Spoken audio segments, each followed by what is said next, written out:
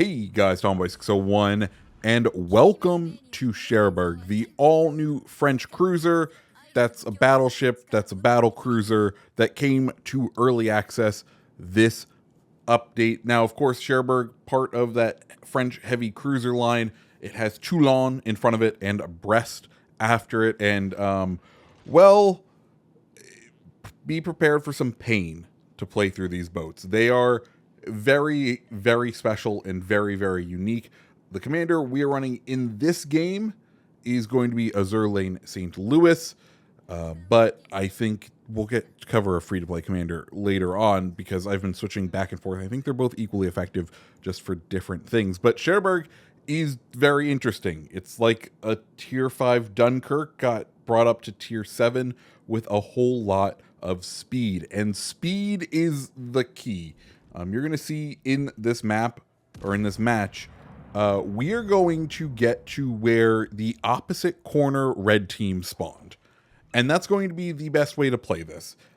Cherbourg and just this line in general is all about finding the flank and trying to be where a cruiser shouldn't be or where a battleship shouldn't be because, well, you have battleship guns. The guns that you have two 4-barreled 305 millimeter guns, and you're seeing one of the piece de résistances of it right now, that main battery reload booster. We're going to go ahead and load HE and see if we can do some good old hits on Ulster here, and we get, well, 3 hits. The HE on it, decent, 4,050 HE damage with a 17% chance to set fire, which I think is the more important bit. AP from those guns is 8,200, which is decent, but be prepared because, well, you have French guns, and French AP does 2 things. One, it overpens. It's overpen city, baby.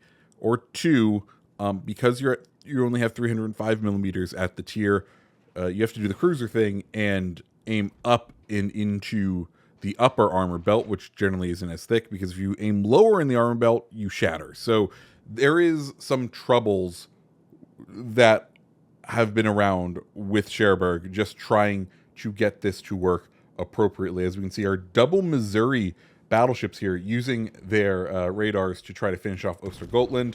He goes ahead and gets finished off, and that gives us the clearance to continue our flanking path in this vessel, and that's the key. You have to use the flanks on this boat, and you have to hope that people don't really see you as a threat.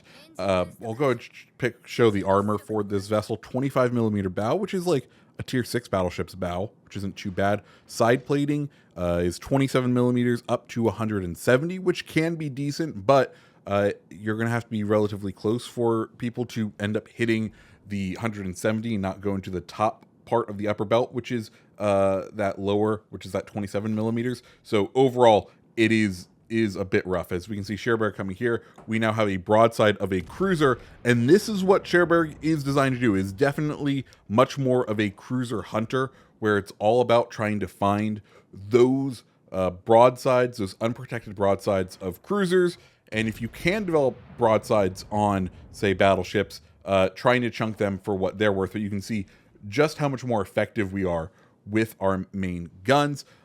You may notice some other things with these main guns. One is that reload time, 23.9 seconds, which is a very, very long time.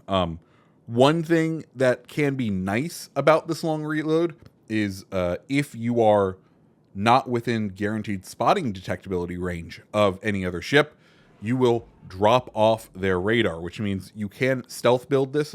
Cherbourg does have a pretty good amount of stealth for its size. And in fact, that's why my free-to-play commander, the one I've been going back and forth with, has been Lemonnier with a more stealth build on him, because Lemonniere's base trait reduces the amount of time you're spotted after firing your gun.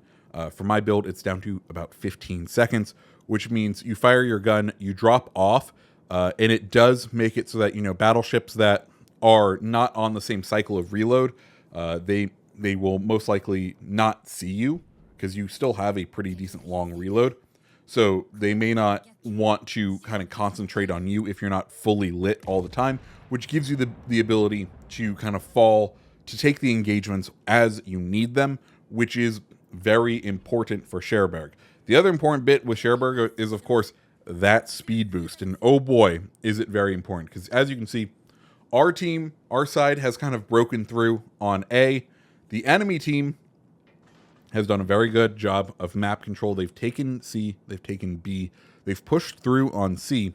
So what can we do? Now, the basic play would be to kind of be near our one other battleship. But remember, Cherbourg is about developing those crossfires. And that's exactly what we're going to do. We're going to use our stealth to try to cross the open water here. And we want to form a crossfire from where if someone is concentrating on the friendly battleship, we've been able to develop an angle with him. Specifically, we want to get around this island to try to get some rounds into this Jean Bart. But, you know, plans change. And if we can take guns out of the match for the other team, that's precisely what we want to do. Maya pops up here. We're going to go ahead and take that shot. One thing to talk about with the guns is we do have French accuracy, which sometimes mean you get a little bit of shotgun with it. But you can see there we did, I think, a fairly decent job as we are broadside to this Iowa. And we're probably going to pay the price here, if I recall. No, because he's using HE. Because I think he's paranoid from our destroyer that is all the way up at where nearly he spawned because he's been pushed back by their cruiser. But anyway, see if we can finish wiping Maya off the map. Once we do that, we do have an Iowa that is giving us broadside. There we go. One ship down on the enemy team, reducing that lead that they currently have. And La Foudre has decided that this is his opportunity to push in. What we're going to do is we're going to go ahead and turn out the firing angles over the backside of the ship aren't terrible. The only problem is, of course, the back of the vessel does have that stepped area, which means you can get a lot of damage. But at this point, what I want to do is get the island between myself and that Iowa. That way, I only have to worry about La Foudre. Right now, I have 16-inch guns from the Iowa, which are incredibly deadly to us, though he has been firing HE, thank God. But I have that to worry about on top of the La Foudre. So I want to kind of continue my way this way, allow La Foudre to continue getting closer to the Missouri, make him basically force the moment, make him either choose to angle to us or angle towards our Missouri. Of course, he's most likely going to choose the Missouri because Missouri has 16-inch guns, and you can see just what La Foudre does to us when we get hit in that shell trap up above. But for now, he is nice and broadside. We almost have our final reload booster ready to go as we have now reached the other side of the map. And how often does that happen to you, especially in a cruiser? Like most matches, you are not going to end up doing that. And I feel like this is, I'm not going to call it commonplace, but it is fairly regular for these French heavy cruisers to really be in parts of the map that you're not used to, and you have to do that in order to develop these crossfires. And they're incredibly difficult to do so because, as you can see, we are not exactly doing huge chunks of damage, even though we have a broadside battleship out there. And that is the weakness of these cruisers. They are not designed to really do much damage to either battleships or to destroyers. You are very much a cruiser hunter. And when you don't have cruisers to hunt anymore, your utility is severely limited with these vessels, especially when, you know, the guns can't pen broadside ships if you know, at this distance, the dispersion just goes a little bit down and it hits into lower belt and it just shatters. Like, we're doing okay damage, but are we doing okay damage for firing one round every 23.5 seconds?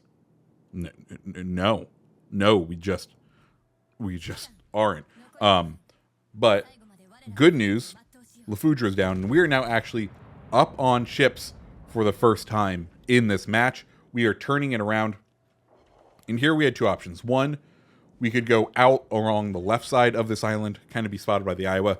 I didn't want to do that because, one, we've seen just how vulnerable this vessel is, and it is all about getting to the places where the enemy doesn't expect you to develop those crossfires. And at this point, he's heading out to the west end side of the map. So we will follow him towards the west side of the map and use this island as convenient cover. That way, we have it for some protection if we need to duck behind it. One of the nice things with Cherbourg is you can kind of do the forward-backward dance on islands, if you know what I mean. You can do the cha-cha shuffle. You can go out, fire your guns, and then reverse back in. And then by the time you've arrested the vehicle and started moving forward again, you're just about back in to your reload. So there are some fun things you can do with the islands, but Iowa turning broadside here, which is exactly what we want because, well, he needs to angle towards Missouri, and that gives us the broadside, which means we can be somewhat effective on these chunks. And you can see what's happening is because we have to fire up into that upper belt, we only got, what, 1 pen there, 4 overpens, and of course, overpens are worth a 10%, 10% the amount of damage of a full pen. And, that's just unfortunate, I will say. But at this point, we just kind of have to help with what we can. We know that the enemy has a couple other ships out on the water, and let's just call our one of our remaining destroyers the Black, the MVP, because he's doing a lot of work right now. As he does end up missing the Iowa, but you'll see by the end he's definitely the MVP of this match. Anyway, Iowa's going to turn in just that little bit more. We'll continue the firing. Unfortunately, our Missouri is not long for this world, as he has just a slither of health. Black ends up taking out the Benson there, which means we are now just down to this Iowa and this Fiji. And I'm like, okay, we have 2 destroyers. Hopefully, between them, they can finish taking out this Iowa. We need to make sure we wipe this Fiji. The only way we're going to do that is if we are close enough once that smoke falls that we spot him. So it's time to use our mobility, push in. Of course, we are going to be a primary target of this Iowa. We are a big, juicy citadel floating on the water, but Fiji right here, well, he is also a big, juicy citadel that I believe we can overmatch straight through.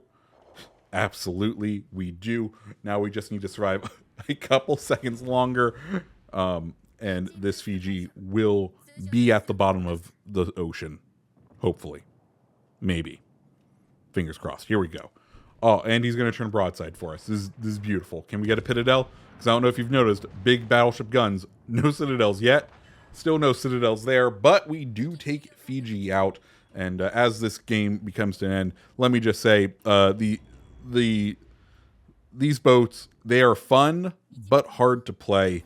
I hope Brest is better, because Toulon's really rough to play. Cherbourg is rough, and hopefully that makes the tier 8 worth it, but who knows. Anyway, shout out to the Black. He did a fantastic job and almost nabbed himself a Kraken. Anyways, guys, if you liked the video, hit the like button, hit the subscribe button, and I hope you have a fantastic rest of your day. See ya.